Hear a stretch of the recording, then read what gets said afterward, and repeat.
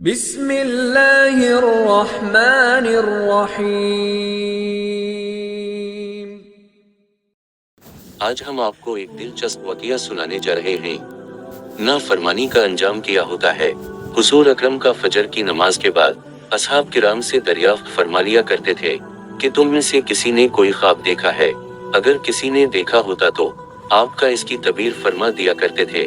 ایک مرتبہ جب آپ نے صحابہ سے دریافت فرمایا اور کسی نے بھی خواب کا تذکرہ نہ کیا تو حضور اکرم نے ارشاد فرمایا کہ آج میں نے ایک خواب دیکھا ہے کہ دو آدمی میرے پاس آئے ہیں جو میرا ہاتھ پکڑ کر مجھ کو ایک مقدس سرزمین کی طرف لے چلے ہیں۔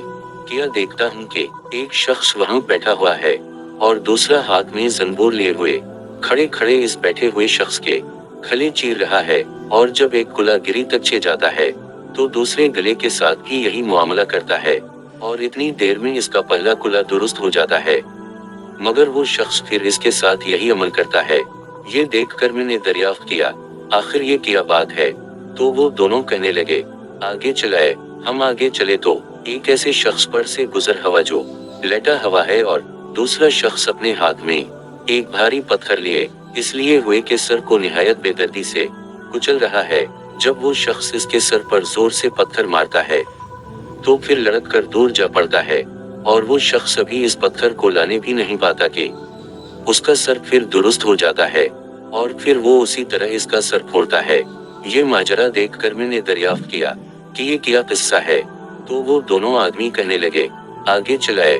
جب آگے چل کر ہم ایسے غار پر پہنچے جو تنور کی طرح اندر سے کشادہ تھا اور اوپر سے تنگ، جس میں آگ دہک رہی تھی، اور بہت سے مرد و عورت اس میں پڑے تھے۔ جب آگ کے شعلے بلند ہوتے تھے تو وہ سب اوپر اٹھاتے اور نکلنے کے قریب ہو جاتے تھے، اور جب آگ نیچے بیٹھتی تو اس کے ساتھ نیچے چلے جاتے تھے۔ یہ دیکھ کر میں نے معلوم کیا کہ یہ کیا معاملہ ہے، تو وہ دونوں کہنے لگے آگے چلائے۔ آگے چل کر ہم نے دیکھا کہ ایک خون کی نہر میں ایک شخص کھڑا ہے، اور دوسرا شخص نہر کے کنارے پر کھڑا ہے جس کے سامنے بہت سے پتھر پڑے ہیں۔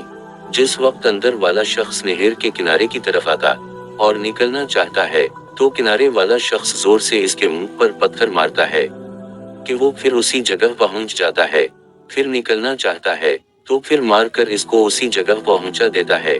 اس حال کو بھی میں نے معلوم کرنا چاہا تو وہ دونوں کہنے لگے کہ آگے چلائے۔ آگے چل کر ہم ایک ایسے سبز و شاداب باغ میں پہنچے جس میں ایک بڑے درخت کے نیچے ایک بوڑھا آدمی اور بہت سے بچے بیٹھے ہیں۔ اس درخت کے قریب ایک اور شخص بیٹھا ہوا ہے جس کے سامنے آگ جل رہی ہے جس کو وہ دھونک رہا ہے۔ پھر وہ دونوں مجھ کو اس درخت پر چڑھا لے گئے جس کے درمیان میں ایک خوبصورت مکان تھا۔ وہ دونوں مجھے اس مکان میں لے گئے۔ اتنا عمدہ مکان میں نے کبھی نہیں دیکھا تھا، جس میں بہت سے بوڑھے، جوان اور بچے موجود تھے۔ پھر باہر لا کر اس سے بھی اوپر لے گئے جہاں پہلے گھر سے بھی زیادہ عمدہ مکان تھا جس میں صرف بوڑھے اور جوان تھے۔ اب میں نے ان دونوں شخصوں سے ہے وقف کام کہا کہ تمام رات تم مجھے لے فرے ہو، آخران اسرار کی حقیقت سے بھی تو آگاہ کرو۔ جب انہوں نے بتایا کہ جس شخص کے گلے چہرے جا رہے تھے وہ جھوٹا شخص ہے جس کی جھوٹی باتیں دنیا میں مشہور ہو جاتی تھیں، قیامت تک وہ اسی سزا میں مبتلا رہے گا، اور جس کا سر پھوڑا جا رہا تھا وہ ایسا شخص ہے جس کو اللہ تعالیٰ نے علم قرآن عطا فرمایا، مگر رات کو غافل ہو کر سو رہتا اور دن کو اس پر عمل نہ کرتا تھا، قیامت تک وہ اس عذاب میں مبتلا رہے گا۔ اور آگ کے غار میں زناکار پڑے ہیں اور خون کی نہر میں سود خور ہیں۔ ہاں، وہ بڑے میاں جو سرسبز درخت کے نیچے بیٹھے تھے وہ حضرت ابراہیم علیہ السلام ہیں، اور ان کے گرد لوگوں کی نابالغ اولاد۔ اور اسی درخت کے قریب جو آگ دھونکنے والا شخص آپ نے دیکھا وہ مالک داروغہ دوزخ ہے، اور درخت کے اوپر والا وہ پہلا گھر جس میں آپ داخل ہوئے تھے عام مسلمانوں کا گھر ہے، اور دوسرا شہیدوں کا ہے۔ ہم دونوں آدمیوں میں جبرائیل ہوں اور یہ میکائیل ہیں۔ اس کے بعد کہنے لگے ذرا سر اوپر اٹھائیے۔ میں نے سر اٹھا کر دیکھا تو میرے اوپر ایک سفید بادل مجھے نظر آیا۔ وہ کہنے لگے یہ آپ کا گھر ہے۔ اس پر میں نے کہا تو مجھے چھوڑو، میں اپنے گھر میں داخل ہو جاؤں۔